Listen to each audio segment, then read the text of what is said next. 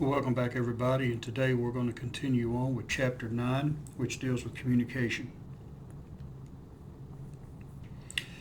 Now, this slide shows us some of the relationships that exist within an organization. And looking at these different types of arrangements, you can understand how important it is to be able to communicate. The first one we have is pooled interdependence. The next is sequential interdependence, and the third is reciprocal interdependence. So let's take a look at the next slide that'll give us a visual depiction of what these types of arrangements look like. In a pooled interdependent arrangement, you have a group pretty much output. You have Lisa and Dante and Tyler, who are all part of one unit. And that's together, what they do is put together whatever they're talking about, their projects, their outcomes, and it comes in the form of the group output. So really, when you look at pooled interdependence, you're taking a look at a group. Now think about the coordination and communication that has to take place. All three depend on each other collectively to be able to come together and produce an output. So communication has to be effective among this type of arrangement. But now look at also sequential. Now you see here, Lisa is tied into Dante, who is tied into Tyler. You're following a process. So Lisa would be at the beginning, number one. Dante would be the second step. Tyler would be the third step. And I kind of look at this as an assembly line where Lisa begins the process, but what she does influences what Dante does. And what Dante does will influence what Tyler does. Now, if, for instance, something happened and Dante was out of the picture, then you would have a breakdown in this process. The sequence would be disrupted, and then you would have a breakdown really in the process that you're trying to either create or maintain. So with this, you see a sequential step and how important it is for what Lisa does to be handed off effectively to Dante, who will effectively hand it off to Tyler. Now, reciprocal. And this is what we see here in business as the systems approach. Reciprocal means that everybody is influencing everybody else. Makes no difference where you are in the process or in the sequence. What Lisa does here will influence Dante, who will influence Tyler. And by the same token, Tyler will influence Dante, and Lisa and Tyler and Lisa will influence each other. So you have here what's called a systems approach. Now, historically in business, if I had to identify the traditional approach to business and organizations, I would say it would be sequential, because each person is an independent entity. You don't necessarily work together in as much as you would a group, but you do have to maintain some autonomy. Lisa's responsible for her work, and then her work will be passed off to Dante, but once it's passed off to Dante, Lisa's work is finished here in this type of arrangement. But here, when we see reciprocal, we see that everybody influences everybody else, which means that no one works in a vacuum. What you do impacts someone else, and what they do will ultimately impact you, and what you all do will impact the organization. So this is why it's so important to understand and to exercise proper communications, and understand that it's more than just talking or relaying. People depend on you and your effectiveness in communicating to be able to get the job done. Now, yesterday we looked at noise and how noise can come in and prevent you from being able to effectively communicate. And this noise really creates barriers. And some of the barriers that we see in communication is selective perception. And that's where we see and hear selectively what we want, and that's based on our expectations and beliefs.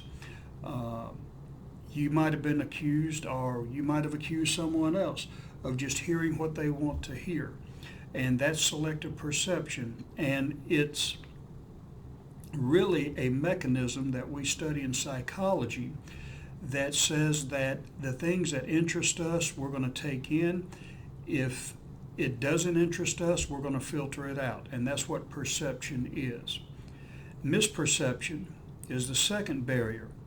And that means that messages are not always decoded by the receiver in the way the sender intended. For instance, I can come home and I can ask my wife, honey, how was your day? It was great. Or, honey, how are you feeling? I feel fine. And you can interpret that as, okay, well, everything is fine. But you go home and, honey, how are you feeling? I'm fine. You know something is wrong. You might have thought that things were fine because of what she said, but something else indicates, maybe body language or facial expression indicates something else. So a lot of times you can misperceive what's going on. And also too, people can also misperceive what you're trying to send out. You might have meant something that was mistakenly interpreted as something else, and we see that all the time, where people get offended because of maybe language or communication, and even though we didn't intend for it to be hurtful, it happens. That's why we have to be careful with our jokes and the way that we maybe critique or criticize others. So it can be misperceived as something totally different than what you intended. Filtering. Well, this goes in with perception. It's intentionally withholding or ignoring or distorting the message that is ultimately received. So you're going to filter it in the way that your experience and the way that your biases and stereotypes will dictate. For instance, you can have a person, let's say, steal, well, I don't want to use that example. Maybe we could use the example that I've used before with 9/11. We perceive that. We filtered it in as a horrible act, where overseas they celebrate it. So they filtered it in a different way. Oftentimes, too, if you are focused on maybe a football game, guys or girls, and someone is trying to talk to you, you're filtering that out and you're filtering in the information that you're getting from the football game or basketball or whatever. So those can be some barriers. Information overload, and that's just having too much information. And that's where you have to really budget what you are taking in. Now, we have talked in the past about the importance of information and how we need information in the information age to be able to thrive. But we can get so much information that we're not effective because we're just consumed with it. Organizational barriers, and that's the structure and culture that influences how communication is done. There are some organizations that are open to talking and communicating. We have here at Mid-America an open door policy. If a student needs to talk to us or if a staff member needs to talk to us, then we have an open door policy. Some organizations require that you go through channels to be able to speak to who you want to speak to, especially when it comes to upper level management. So there may be barriers set in place by the organization that prevent you from communicating. Cultural barriers. Today we see a lot of cultural barriers in the way that we communicate. Think about all of the issues that are going on today in society. Racism and religious bigotry and and all of that stuff that people are claiming exists today. Those are creating barriers, and those are brought on by the culture. And if you think it's bad in society, think about an organization where you bring the same people into one building and try to make it all work. It can be challenging at times. And then we saw earlier noise, and that's anything else that we haven't mentioned that can block or distort the message that you're trying to send to the receiver or the receivers. Now, here's some ways to improve communication skills. I'll put those out there for you. Active listening. Active listening is engaging the speaker, where you give the speakers clear verbal and nonverbal evidence that you are listening attentively. I know in counseling, there's times when I will listen to them, and then there'll be a pause, and I'll say, let me make sure I understand you correctly. You're saying this, this, and this. Is that correct? And have them affirm it. And that just means that you are attentive, that you understand what they're trying to relay. Because a lot of times when you're dealing with people, they can be vague in what they say. Pastor, I'm just not happy in my marriage. Well, do me a favor. Let's explore happy. What do you mean by happy? And then they would explain it, and then you would say, so that I understand, you're saying that happiness is this, this, and this. Is that what you're saying? So that's pretty much just showing them and affirming with them what they're saying. It shows the speaker respect by not interrupting and by using a sharing tone. Again, wait for a pause so that you can clarify what they're saying, and you don't want to come across as hostile or condescending. Follow up on unusual or inconsistent communication cues to determine the real message. Again, I'm not happy. Well, what do you mean by happy? I want to make sure I understand that. Or she doesn't do this, or he never does that. And then, make them expand on that. Use what the speaker says or infers to determine the speaker's motives, self-interest, and expectations of listening. Don't go off the cuff. Address with the speaker what the speaker is saying. We need to improve this organization. Well, why do you feel that way? Or why would you say that? And have them explain that. Offer speaker honest, clear, timely, respectful, and relevant acknowledgement of what they have said. So again, you're clarifying what they're saying. It's good so that there's no misunderstanding, and you're also letting them know that, hey, I'm listening to every word that you're saying here. Now, there's other skills of writing that the textbook talks about. First of all, write to express and not to impress. One of my jobs here at Mid-America is to read papers. And whether it's a bachelor level, a master's level, or even a PhD, you have to be careful with what you're saying, in so much as I'm not impressed by the words that you use. I'm impressed by your ability to communicate your thoughts. I had a PhD paper not long ago, and this person was trying to cram a whole dissertation into a sentence. There would be a sentence that's 4 or 5 lines long.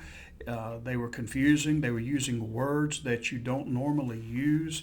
And granted, we do deal with academics, but you could tell that this person was trying to fit words in just to impress the reader. So don't do that. Write to express what you are wanting to say. And that's especially true in business. Not everybody has a broad range of vocabulary. So you need to make sure that you are writing plainly enough so that anybody who reads what you have to say can understand it. Back up your assertions. And that's very important, especially in college. Don't make a claim without giving a reference or backing it up with data. And that's the same way in business. If you say we're the best in the industry. Well, by what metrics are you using? Or this division is not performing up to par. Well, what would make you say that? So you need to be able to back up what you're saying. And if you can't, you're going to lose your credibility. That's the way it is in academics. That's the way it is in business. People will just not listen to you anymore if you can't back up what you're saying. Write for your audience. If you're writing for Mid-America, you're going to write in an academic style. If you're writing for church, you're going to write more for that church's level of comprehension and for their environment.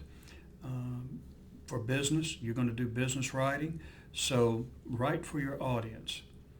And edit, revise, and format for readability. One of the things that you want to incorporate into your paper, whether it's for school or whether it's for business or whatever, is you want to be able to make sure it's formatted correctly. Some people complain because we require MLA and APA and Turabian and all of that, and I get it. I complained when I was in school, but if you learn formats when you go out into the business world or in ministry, it's going to help you because you'll be disciplined enough to be able to write in whatever format they're asking for. And where appropriate, use pictures and graphic aids.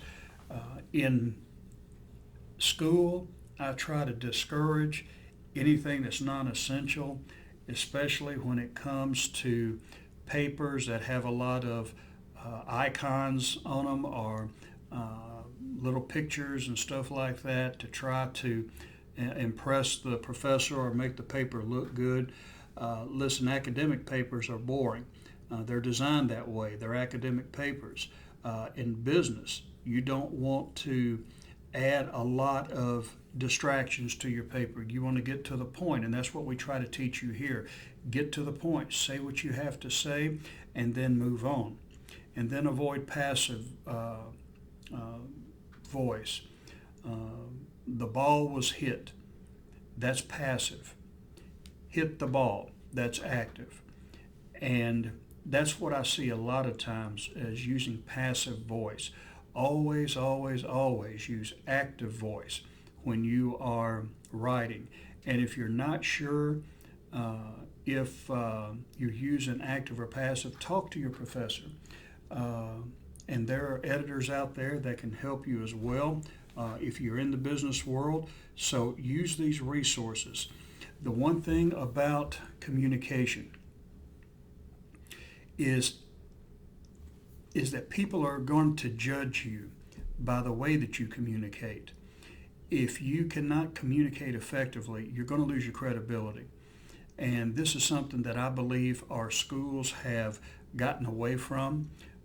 We do our best here, especially with Power Up and some of the initiatives that the school has implemented to help you improve your communication skills. But don't think that writing is a unimportant aspect of school or communicating in general. Learn these principles because you don't get second chances out in the business world. A professor may give you extra credit if you bomb a paper, or you may be given a second chance at rewriting it. But in the business world, you're not going to get a second chance. If you cannot communicate effectively, whether it's verbally, whether it's written, then you're not going to have much of a career in leadership. Now, presentation skills. We have, and let me just go ahead and do all of these again.